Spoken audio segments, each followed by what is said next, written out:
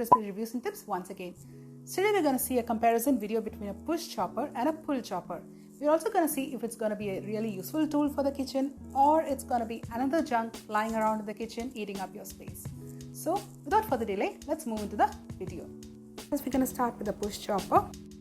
I'm going to start with this one medium-sized onion, and here I also have one carrot chopped. So I'm going to just cut this onion into smaller pieces, and I'm going to start with the push chopper. So they have given this anti-slide base here.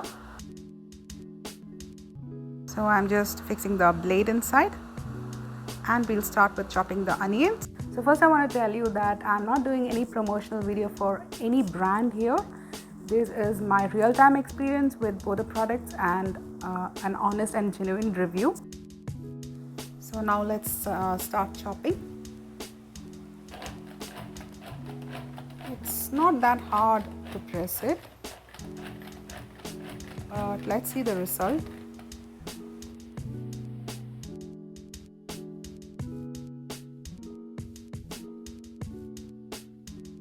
So here you can see that it has chopped the onions roughly. It's reasonably okay, so if you want to chop it into smaller bits, then you might have to press a few more times. Next, let's try the carrot.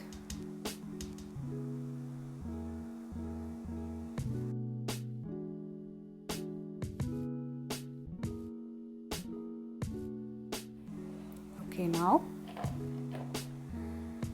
I don't know why, but something's got stuck inside. I'm not able to push it. Okay, let's just see what is the problem.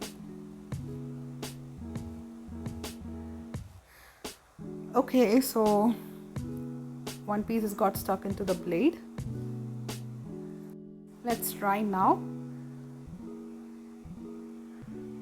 So it was slightly difficult to push the knob.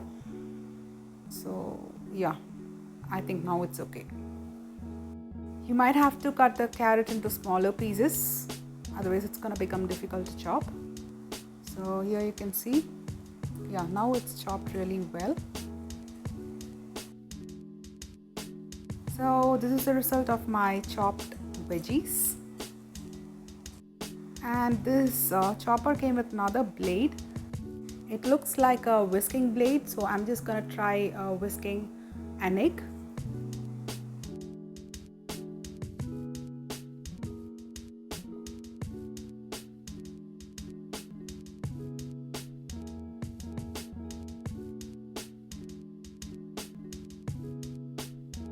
Okay, so now let's try.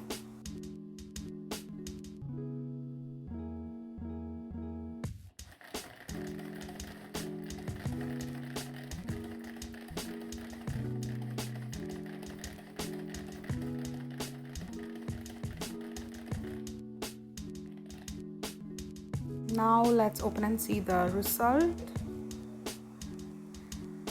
Well, you can see it is not even really mixed well. Forget about getting it frothy, but let's try a few more times. I'm just tilting it to one side to see if it really works, and let's see.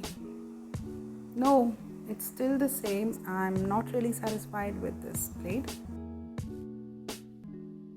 So next we're going to try with this pull chopper from Pigeon, and there is also a whisk attachment with this and the chopping blades. So now I'm going to try to chop cabbage and an onion in this chopper. So first I'm going to try with the cabbage. So I've cut it into small pieces.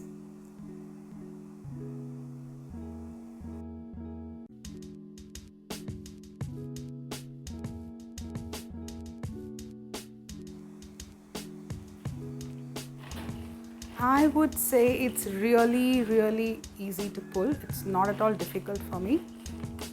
As you can see, it has chopped it roughly, and I wanted it to be finer than this.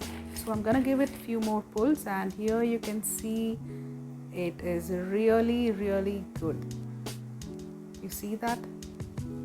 Just the way I wanted it to be.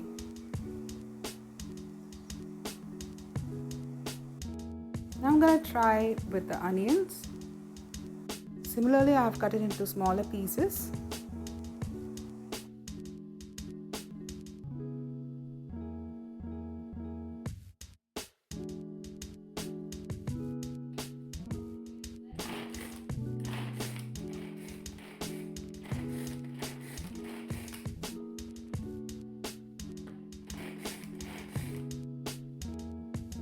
As you can see, it is really finely chopped, just the way I want it to be again. So now we're going to try the whisk attachment with 1 egg like I did for the push chopper.